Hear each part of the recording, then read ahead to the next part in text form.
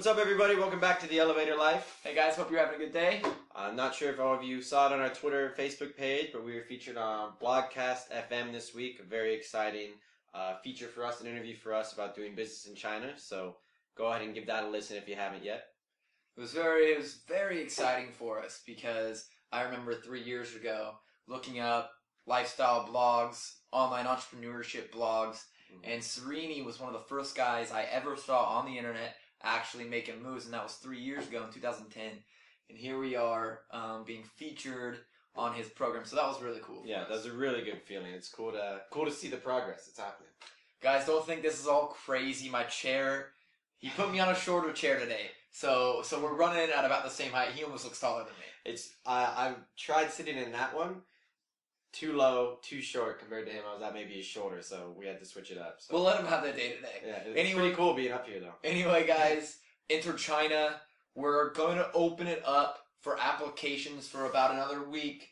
We have spent the last 2 weeks getting used to having our new members in there, and it's going fantastic. Really so, if you know anyone that is serious, and that's what I mean, serious about doing business in China, if they're going to do business in China, or if they're doing business in China, this is a place that they need to be. Trust me, you need to be surrounded by these types of people. We have awesome entrepreneurs in there. If you're doing anything in China, you need to surround yourself with that kind of group. So definitely check it out at InterChina. Yeah, I mean, online, import, export, whatever it is, how he emphasizes serious is so true. If it's a question or two, maybe not worth it. But if you're trying to actually build a business and make moves, then this is somewhere you need to be. Don't make the mistake of not surrounding yourself with successful people. Yeah, exactly, because that's a key rule, key ingredient. Today, we're jumping into a more broader topic because we're going to try and make it more basic foundational knowledge on the elevator life now and keep more of the focused, intense content for InterChina just for the people who are actually finding it more useful. And this is going to be for a broader audience. So today, what we wanted to talk about was 3 things that you need to do business in China. Yeah, if you're going to do business in China, what are the 3 things that you should do right away? Okay, if you're actually serious about doing it. And the first thing that we always tell people is you've got to be here. You've got to be here, at least come visit, at least see what's going on, see what the people are like here, see what kind of opportunities you can find. A good example of this is a good friend of ours, Payman. While he's not living here in China currently, he's still searching for opportunities, but the first thing that he did when he was thinking about doing business in China is he took a 2-week trip over here, and now he's fixated on it. Yeah. But he's seen the culture, he understands fully what opportunities are present, what this market is like, and so the first thing that you should do is seriously buy a plane ticket. Find some way to get over here, find some way to come see China, or even move here. If you're actually, and that's what we mean, if you're serious about doing business in China, you got to treat it seriously, and you got to get to China. Yeah, you can read all the books you want. You can, make a little side thing maybe out of sourcing or bringing, Alibaba, things like that. But if you're really serious about it, you have to understand the culture, the scents, the smells, the things that's going on. Seeing this city actually grow how it is just a mind-blowing experience in itself. And that's why people who come to visit, they always end up coming back. JP came back. Quite a few other entrepreneurs we've seen took a visit, loved it, and now they're back here, making moves. They're planning to get back here and make moves very quickly.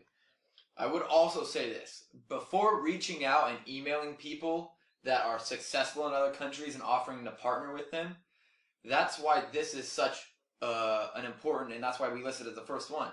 If you haven't been to China and you're trying to strike up a business deal with someone in China, you're either going to get burned or you're not offering any advantage for them working for you. You just got to get to China if you guys are serious about working here. That's the first step. Yeah, step 1. Step 2, so you've already got your ticket, business cards. Though think of a business card as, an extension of yourself. Those are how people identify you, recognize you, judge you at first. Very important to be bilingual. Cards, obviously Chinese and then your native language. Very important to... Trying to get taller. Very important to know how to hand them out, thumb, index finger, so it's right side up for your counterpart. Make sure you examine their card for a good amount of time, showing you genuinely care or interested in what it says. And always, keep it in your hand or put it in a chest pocket, not, in your back pocket, because that's not very respectful. It's just those little things, always initiating at first, because Chinese people aren't sure if all foreigners know, hey, does this guy know we're supposed to exchange business cards? Does he have one? Being the one to initiate that really shows, okay, these people at least have a little grip on the business introductions or the business culture, and that will, be your first step, get your foot in the door. Business cards are a big part of the culture here. Way, way bigger than back in the West. Yeah, it's crazy. Way actually. bigger. Yeah, we have books of them. Like we have 500-600 card books. We organize them by industry, or region, or media, things like that. I rarely go back and use them now. Yeah, you can always get their phone number. Yeah, very true. Next one, most important. I obviously can't say most importantly, but extremely important.